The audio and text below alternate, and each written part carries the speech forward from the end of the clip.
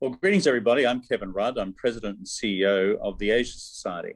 Welcome to our series of conversations with Asian Americans Building America. We call it ABBA, Asian Americans Building America. We're speaking with individuals from different backgrounds right across this great country about the impact of what we've seen on racism towards Asian Americans in recent times. Today, we're joined by Wellington Chen, the Executive Director of the Chinatown Partnership in New York City. Wellington, thank you for joining us. I really appreciate it. Thank you, Kevin, for doing this. Now, tell us about the Chinatown Partnership. What's your mission? Give us a sense of what you do. Well, unfortunately, Chinatown Partnership was created literally out of the ashes of 9/11. As you know, Chinatown was part of the security zone. South of Canal Street, it was part of the lockdown and frozen zone. And a few years after 9/11, the question began to be raised about, well, what are you going to do to help Chinatown? And they created a brand new organization from the ground up. And I was the very first employee. And I had to thank all the people that contributed to this, whether it was the 9/11 Fund or Lower Manhattan Corporation or EDC or SBS. And so there were a lot of people involved, both Asian and non-Asian alike, that created this brand new organization. Well, it's a pretty impressive set of challenges that you've had, but also now a pretty impressive set of achievements over the last 20 years since those horrific days of 9/11. Tell me, Wellington, what's your reaction to, let's call it all the anti-Asian hate we're now seeing in the headlines across America? And what's your experience on the ground? What's the temperature like down in Chinatown at the moment? Well, in one word, is too close to call. I came within a couple of feet of an 8-inch butcher knife that went into a young man's back at the end of February. And ironically, it happened right in front of the famous location called Paradise Square. So right in front of Paradise Square, in front of the federal courthouse where Bernie Madoff went to jail. At 6:20 in the evening, some man just came up and plunged a knife into the back of an Asian young man on his way home to Chattanooga. That's just horrific to see that happen in front of your eyes. Yeah, and it's a little bit too close to call. So I'm grateful to be here. I literally shouldn't be here because 2 feet earlier, it would have been in my chest, and I won't be talking to you. I'll be upstairs, hopefully. And it also reminds me of the struggle of why Chinatown was initially created, because it's one of those ethnic enclaves that was specifically created after the 1882 Exclusion Act, and says, don't hit me, I'm not taking your job away, and I am here, we're doing our own thing here in Little Enclave. And little did I know that, 100 years later, I will be here facing a knife. And not just the knife, other people, the next morning, literally on Canal and Bowery, somebody pepper spray another person, and he has to be sent to a local hospital via ambulance. And that evening, less than 24 hours later, somebody punched a Chinese American on the subway platform on the East Broadway train station. And this is just within a matter of 24 hours. And so to give you the magnitude, the anxiety and the fear that is generated, that's why we have a lot less foot traffic, not just here. I'm sure you saw the incidents in Australia train where an Asian American, a Chinese lady had to defend her boyfriend on the train about going back to your country. And so it's in Seattle, it's in the West Coast. And unfortunately, the majority of the victims, 68%, are Asian women. Including the 85-year-old that died on the West Coast after being shoved, 95-year-old being pushed, 75-year-old receiving the same treatment. These are appalling and they are horrific stories. Unfortunately, in the history of the United States, and you've just mentioned my own country, Australia, they're not unique. They've been at various different stages of let's call it the settled history of these countries of the so-called New World. Right. And you mentioned before the 1882 Exclusion Act and the various state government equivalents of that right across the United States, including the West Coast, the railways, the whole thing. but many of us, recognizing the extraordinary contributions of Asian Americans and Chinese Americans in particular, have looked at this and said, we thought that America had become better, that this was kind of receding into the past. Yet partly the Trump phenomenon, the China virus, the Wuhan virus, and by extension in some pathetically simple little minds, this assumption, therefore, that any Asian American living in America is somehow responsible for this virus. For me, it's just mind-boggling, the level of stupidity just involved in the primal assumption that someone on the subway or the young man you saw stabbed outside the federal courthouse building could have anything to do with what the Communist Party did or did not do in the early suppression of the virus in Wuhan at the beginning of last year.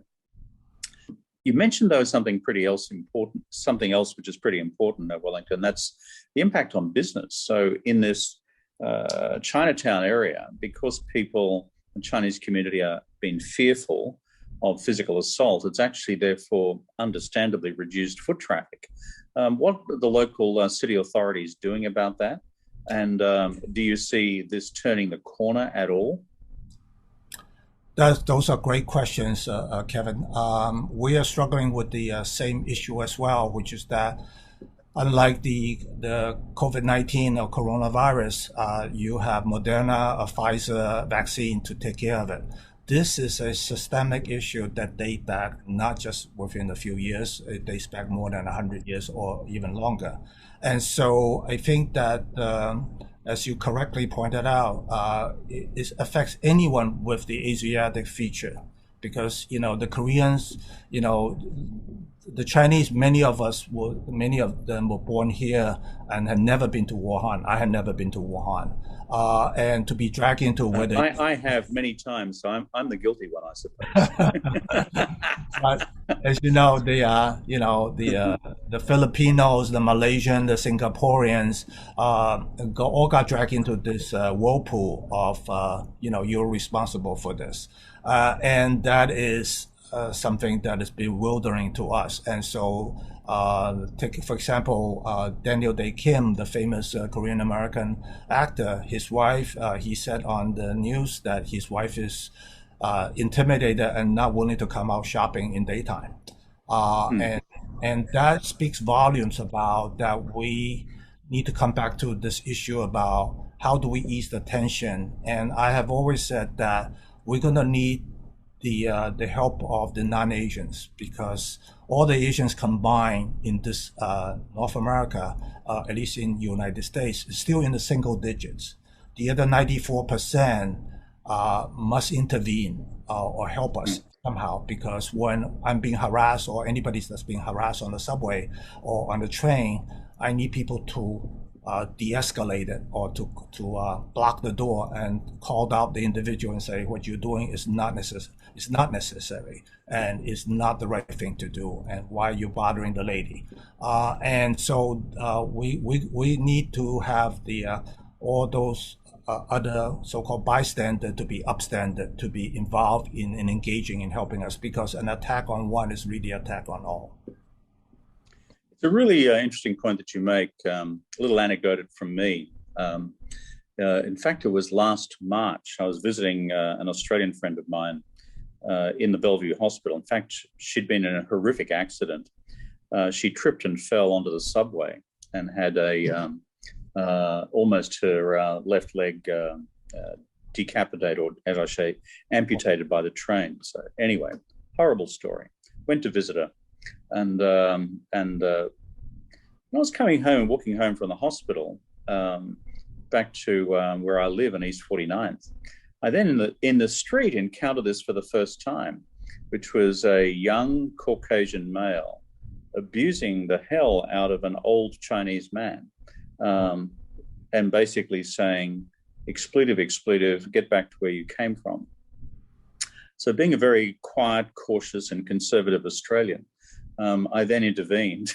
Oh, thank you. And deployed the full range of my Australian vocabulary, which can be reasonably fluent and quite obscene when necessary, and to address this young Caucasian male in a torrent of words which I don't think he was anticipating. Anyway, to my great surprise, because I'm not by instinct a boxer, he then slunk away. Then this huge, bulking American man came storming across the street to me. And I thought, oh my God, I'm about to be laid out on the pavement. And he said, he was about the age of 30, I suppose, he said, "Thank you, sir, for defending that old man. I really appreciate it." He said, "That's why I went and fought in Iraq, to defend these values." Wow. So there you go.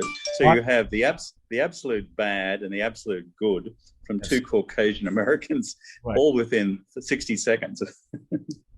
What an amazing story.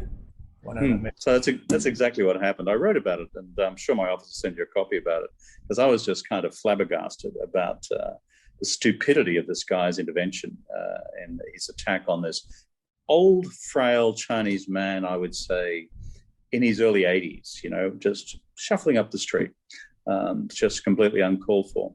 Tell me, Wellington, you're proud to be an American in the midst of all this. You're proud to be an Asian American. What do you think we can all do together about this?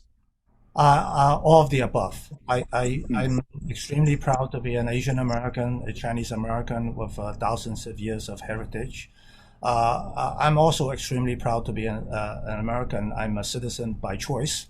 And I passed that hard test with the trick questions that most of us, I believe. And so I am a firm believer and follower of Bill Moyers, that this country is based on a set of ideals, and it's still a work in progress, and it's still in an experiment. And the way we do it is very much like my organization's motto, and the word is Kaizen. Continuous improvement, continuous refinement. We're not there yet. And to your earlier question, in democracy is extremely messy, and sometimes we take one step forward and two steps backwards. And I guess that's the moment that we are in right now. But I am extremely confident that we will get there. The enlightenment that has to come at the end of our common humanity require us to have what Asian society is doing, which is to broaden the understanding, exposing the culture from all angles, the 360-degree views of what the world is made out of. And that part of it is critical, because it's the lack of understanding. You are not born to hate. It's because of the environment that shapes you to saying that, hey, there's something. And I think human beings by nature are good. Right? Otherwise, there's not enough police anywhere to control things. So I remain optimistic that little by little we will get there, but we got a long road ahead. Well, as they say in the 300-word classic, 人之初，性本善, which is in the beginning, human nature is good. And that's certainly my view as well. Yes. And our job as a community is to frankly cause people to rediscover their essential human nature, which is good towards other people, and to look beyond superficial differences. Tell me, Wellington, you've been in America for a while. What would you want more people to know in the white American community about Asian Americans? What do you think they don't quite get that would be useful for them to understand? I would say I would start that conversation with Asian American first. I am a firm believer that the framing of the Chinese American or the Asian American experience is off. As we were talking about yesterday, about how the indigenous people were here.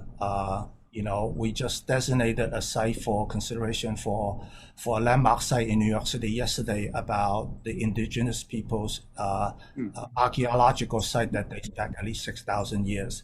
And we know, based on the evidence on the northwest of this country, northwest North America, the encampment here was about at least 16,000 years ago. And the DNA that were extracted indicate that the early Americans very likely were from Asia, based on the DNA, and that the indigenous people or the native tribes can be traced to that Northwest camp. Currently, as of this moment, our limited understanding. So I'm a firm believer that the narrative is off. That as you know, in China, they also discovered a new excavation and new museum in Sanxingding, and that is startling to Chinese, let alone the Chinese American, about where did we come from and why did we, what path did we take to get here. The one thing that's for sure is that we are all explorers. And we need to continue to explore not only our future, but also more importantly, our past, because it will show enlightenment to show that tracing our origin, that if knowing that we are good, that by nature, and that we are warm-hearted, we want to help fellow human beings, that the route to immortality is Emily Dickinson's love. Love for empathy and kindness to one another is the key to the future. And how do we defuse that bomb called hatred, divisive racism, and biased views? And so I think that there is a tremendous lack of information as well understanding of this thing, because we are, just in Lower Manhattan alone, the Dutch contribution before the British arrived is a PhD thesis by itself, right? And let alone the thousands of years that the indigenous people's contribution to the growth of America for thousands of years before the arrival of the. So I do believe that the human desire to come out of Africa or wherever we came from, to Middle East, to Asia, to Alaska, and then coming across, or whatever way we took. Just look at Polynesia and Hawaii, right? Without navigation, without compass, without radar, we keep on finding Easter Island, Madagascar, out in the middle of nowhere. So our journey is still ongoing, and we need to get there. And hopefully one day we will find that true enlightenment. Yeah, it's a very interesting point about the nature of humans being both predisposed towards nurture, but also predisposed towards journey as well, and travel from the earliest times. The unfolding history of Native America is fascinating, as you just said. It's not just discovering that before New York there was something called New Amsterdam. Yes. And that New Amsterdam actually was around for, frankly, quite a reasonable period of time. Yes. before the British arrived. And in fact, by the time the American Revolution had occurred, the Dutch history of New York was probably longer than the British history of New York before the Revolution. Yes. But then the Algonquin people and the Native Americans of Manhattan, it's an extraordinary history. And I sometimes surprise people in gatherings in New York by beginning my speeches honoring the Native Americans on whose lands we meet and whose culture we celebrate as a truly ancient culture.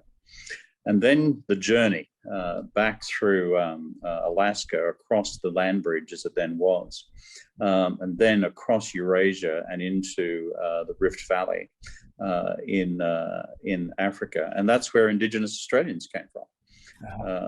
And Aboriginal Australians have been continuous settlers of my continent and country, Australia, for 70,000 years, the oldest continuing culture on Earth. And we white folks sort of think we're something special. We've just been around for a couple of hundred years. It's just kind of nuts when you think about it. Very last question, Wellington, before I let you go, is what gives you the most hope for the future in terms of the people that you meet, young folks, and the rest? What gives you most hope on this question of dealing with the ugly beast called racism? That's a great question, and I'm blessed in a way that I came from a line of my family side my father, my grandfather on my mother's side was an educator, and he tried to protect women. He spoke up for women's treatment, equal treatment, early on before the women are allowed to vote in America. He spoke up for the village children, and he was rewarded with 7 bullets by 2 assassins that ambushed him because he spoke up against the warlords. And I mentioned him as well as my father that died doing his duty by, be the last person, the merchant marine, to jump off he was the captain of the ship and broke apart during a typhoon, super typhoon, and he was the last one to jump over the propeller, and there were survivors that saw him did that. And then there is my family side, also on my mother's side, have a lot of ministers. The first female minister in China came from my village. And one of them was a mini Mother Teresa. And the day she died, the whole mountain turned out. The whole mountain of village people turned out. And she was the person that will always give away everything. The minute she got something, and very much pass on to my mother. As soon as you give her something, she wants to go down to the neighbor and give somebody else the gift. She will never use it herself. And so that is what gives me the inspiration that there are a lot of mini Mother Teresas in this world, and they are not asking for recognition. They're not looking for awards. They're not looking for media attention. They never got an award in their life, but they did the right thing. And so I believe that's our common humanity, and also the fact that I benefited as a sailor's son, going to city by city, Singapore, Malaysia, Hong Kong, Taiwan, South Africa, apartheid, Brazil. And there is, as you mentioned, Kevin, we are a lot more in common than we're different. And the fear of outside group and just say, he just came from the outside, you don't belong, you're not one of us, is very much mistaken. So I am quite confident that we, human beings, will evolve, and we have continued to evolve now that we have all this information. And hopefully with Asian society's help, more information will get out even further.